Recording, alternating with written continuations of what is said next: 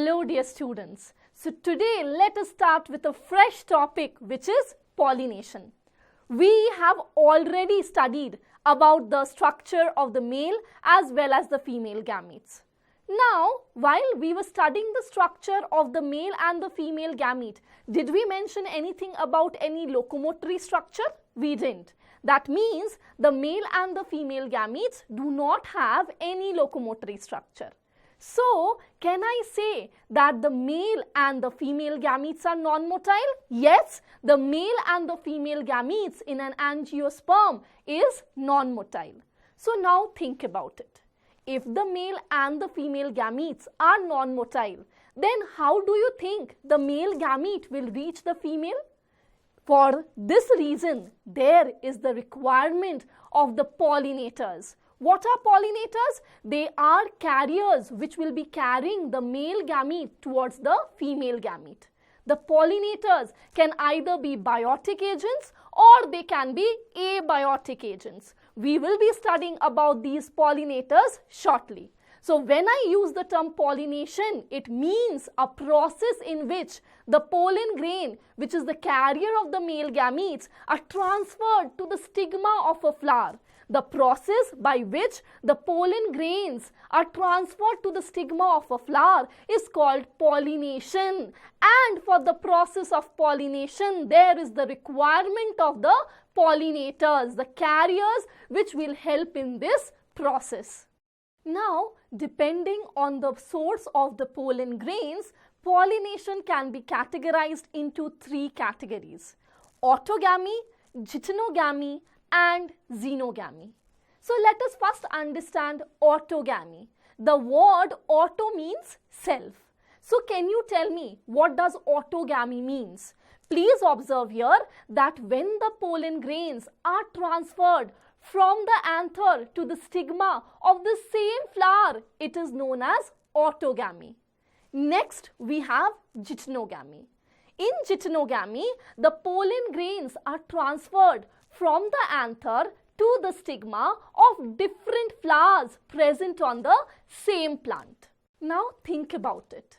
For the transfer of the pollen grains from one flower to another, there will definitely be the need for the pollinators. Why? Because you already know that the gametes are non-motile.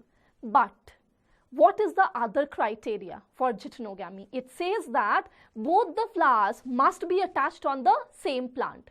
So, if I talk about it genetically, so as both the flowers are present on the same plant, it is resembling self-pollination. So, this is a very important question for NEET. That is, Jitnogamy is functionally cross-pollination, but genetically it is self-pollination. Now, let us move on to the next one, that is Xenogamy. Have a look here.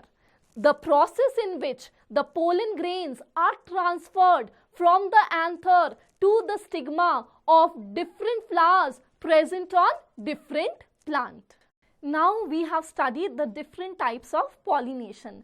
So let us understand a few concepts here. The first concept that we would be discussing here is the concept of inbreeding devices. So students, can you tell me what does the word inbreeding devices mean? Inbreeding devices are the mechanisms which will be promoting self-pollination. Any mechanism or technique that promotes self-pollination in a plant is known as the inbreeding devices. There is the presence of multiple inbreeding devices. The first one to start with is bisexuality. Whenever I use the term autogamy, what did we mean? We meant that the pollen grains are transferred from the anther to the stigma of the same flower.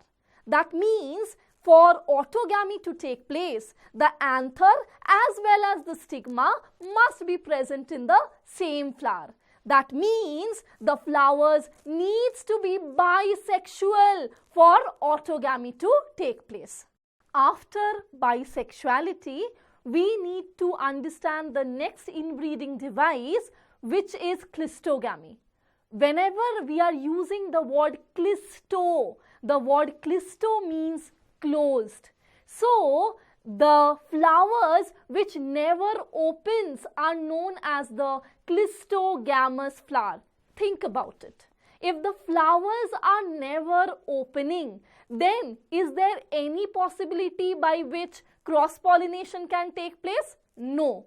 Cross-pollination cannot take place if the flowers are not opening. So, clystogamy or clystogamous flowers promotes the process of self-pollination or autogamy. Now, there are plants like oxalis, viola and camelina which will have both clystogamous as well as chasmogamous flowers. Can you tell me why oxalis, viola, camelina has both clystogamous as well as chasmogamous flower?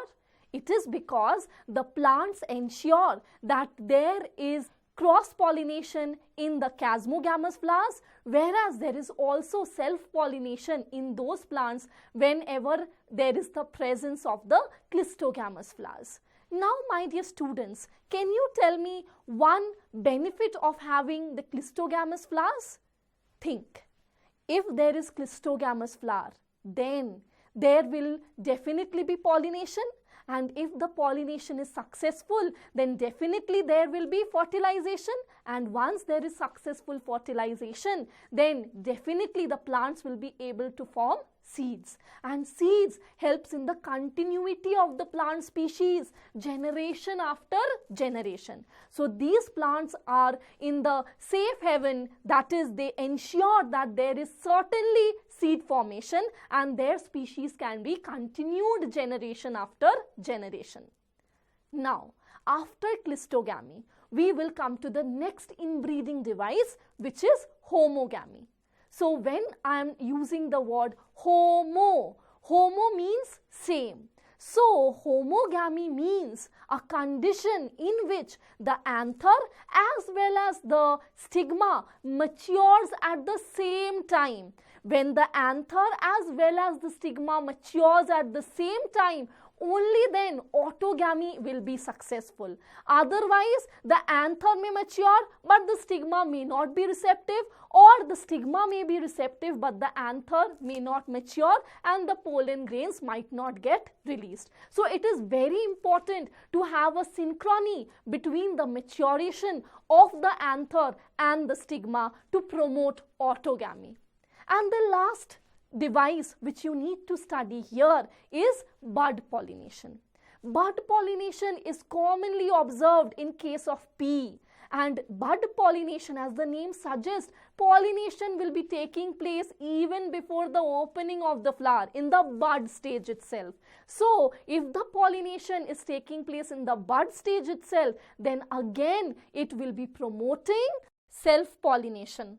So now, if there are mechanisms which promote self-pollinations, don't you think that there will be mechanisms which will also promote cross-pollination? Yes, there are mechanisms which promotes cross-pollinations, and the mechanism which promotes cross-pollination are known as the outbreeding devices.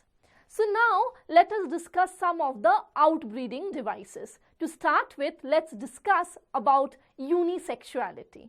So, whenever we are saying that a flower is unisexual, I mean that there is the presence of either the male or the female sex organ in that flower.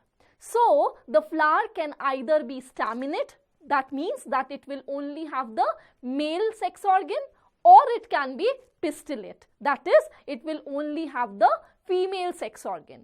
So, now a plant can either have only the male flower, or it can only have the female flower, or there can be plants which will be having both the male as well as the female flowers together on the same plant. So, depending on these two conditions, we can have two different cases. The first case is that of maize and castor. In case of maize and castor, we observe that the male and the female flowers are present on the same plant, and such a plant is known as a monoasius plant. Now have a thought. What is it? If the plant is monoecious, that is, the male and the female flowers are present on the same plant, then definitely autogamy will not take place. But what about Jitnogamy? Jitnogamy cannot be avoided, or we cannot ensure that definitely there will not be any Jitnogamy. So monoecious plant can totally stop autogamy, but it cannot totally ensure that Jitnogamy will not take place. On the other hand, in plants where the male and the female flowers are present in two different plants altogether, like in case of papaya, you will see that both autogamy as well as Jitnogamy is prevented. Now, let us discuss about another outbreeding device, which is dichogamy. The dichogamy means that the anther and the stigma matures at two different times. If the anther matures first, we call it as a protandrous condition, as is found in case of salvia, and if the stigma matures first, it is known as a protogynous condition, as is found in case of magnolia and aristolochia. So now imagine that even if the flowers are bisexual, but they are dichogamous, that is, the male and the female reproductive structures are maturing at two different times, then self-pollination can be totally avoided. After dichogamy, let's study about the next outbreeding device, which is hercogamy. Hercogamy means that the anther and the stigma are present in different positions such that the pollen grains can never land on the stigma of the flower. And if the pollen grains cannot land on the stigma of the same flower, then definitely self-pollination can be avoided. Now, let us talk about another outbreeding device, which is self-incompatibility. Self-incompatibility is a genetically controlled process. It ensures that if the pollen grains from the same flower or from the different flowers present on the same plant comes and lands on the stigma, then the pollen grains will not germinate. I hope that all the outbreeding devices are very clear to you and you can answer all the questions in need from this particular topic. We have discussed about the different types of pollination. We have also spoken about the inbreeding devices and the outbreeding devices. So now let's start with a new exciting topic, that is the agents for pollination, which are also known as what? We have already discussed. Yes, they are also known as the pollinators. So the agents of pollination can be of two types. They can either be the biotic agent or they can be the abiotic agents. The biotic agents can be any living organism and the abiotic agents are mostly the wind and the water. So now you see the number of pollen grains which are produced are enormously high, because the pollination process is totally a chance factor. It may happen or it may not happen. So to compensate for this loss, the number of pollen grains are enormously high as compared to the number of ovules that are available for pollination. Now let us begin with the abiotic pollinators. So the first abiotic pollinators that we will be studying here is air. When air is acting as a pollinating agent, it is known as anemophily. When air acts as a pollinating agent, it is known as anemophily. And the plants which are pollinated by air are known as the anemophilous plants. Now, the anemophilous plants will have some specific characteristics, and these characteristics, students, are extremely important because you often get questions from this particular section. So please pay attention as we discuss the characteristics. The first characteristics is the pollen grain should be light and non-sticky. The pollen grain should be light and non-sticky so that it can be easily carried with the wind. Again, you must remember that the stamens should be well exposed so that it is very easy for the pollen grains to be carried along with the wind. The stigma, on the other hand, should be feathery so that it can easily trap the airborne pollen grains. And also, the flowers must be packed in the form of inflorescence so that when the wind blows, a lot of pollen grain can be carried along with it. And also, it is seen that the wind-pollinated plants generally have a single ovule inside the ovary. Now, the wind pollination is very common in grasses. It is commonly observed in case of maize, sugarcane, bamboo and wheat. After the anemophily, we need to discuss the next abiotic agent, which is water. When water is acting as a pollinating agent, it is known as hydrophily. And the plants which are pollinated by water are known as the Hydrophyllus plants. Now, dear students, remember that hydrophily is very rare. It is only present in 30 genera and mostly it is present in the monocots. Now, remember, my dear students, that plants like Vallisneria, Hydrilla, which are freshwater plants, and Zostera, which is a marine plant, they generally undergo hydrophily.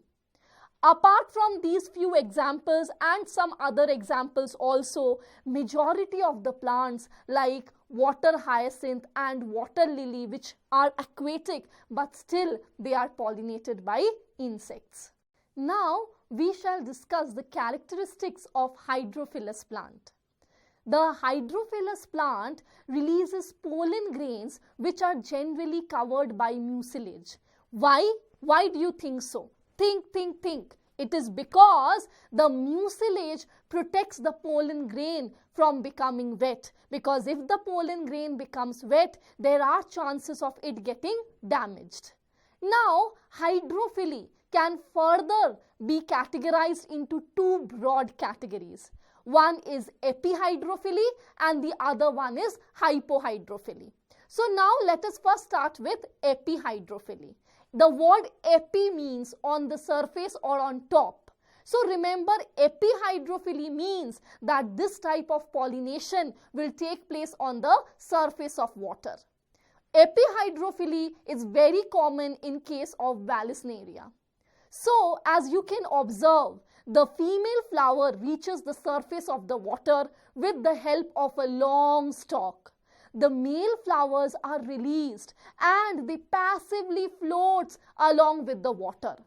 Ultimately, the male flower reaches the female flower and causes pollination. Next one that we need to study is what? The hypohydrophily. The hypohydrophily is a condition in which the pollination will take place below the surface of water. Hypohydrophily is observed in case of sea grasses, which is also known as Zostera. So, in this case, the female flowers, as you can observe, are submerged in the water. The male flower releases the pollen grain. As you can see, the pollen grains have unique characteristics here. The pollen grains are long and ribbon-like and they float inside the water. And once they travel inside the water, they ultimately reach the stigma of the female flower and cause pollination. Now, pay attention. I will be telling you a very important point here. Any plant which is pollinated by abiotic agents, the flowers of these plants are generally not brightly colored and they lack nectar. Why? Why do you think that this is happening? Because the bright color of the flower is to attract the pollinators and the nectar will be acting as a reward for the pollinators, which is helping the plant in the process of pollination. Now, we are done with the abiotic agents which will be helping in pollination. Please remember each and every point in details and I ensure you that you will be able to answer all the questions that are asked in your NEET papers. So we have discussed about the abiotic agents which will be helping in the process of pollination. So what are we left with? Yes, we are left with the biotic agents. Let me tell you that the plants select a wide range of biotic agents for the process of pollination. But most common pollinator is the insects, and particularly the bees. Can you see this beautiful hummingbird which is helping in the process of pollination? Birds as well as snakes, snails, bats, all of them can help in the process of pollination. But as the most common pollinator is the insect, so we will be talking about the insect pollinated plants in a bit details. Again, let me tell you that the plants which are pollinated by insects are known as the entomophilous plants, and when insect help in the process of pollination, it is known as entomophily. So now let me tell you once again that all the characteristics of the entomophilous plants that we will be discussing here are extremely important for you all to remember. Why? You know the answer. Because it can be asked in your NEET question papers. So we shall proceed with the characteristics of the insect pollinated plants. So to begin with, these plants which are pollinated by insects has to be brightly colored. There should be the presence of nectaries so that they can synthesize nectar which can be acting as the reward for pollination.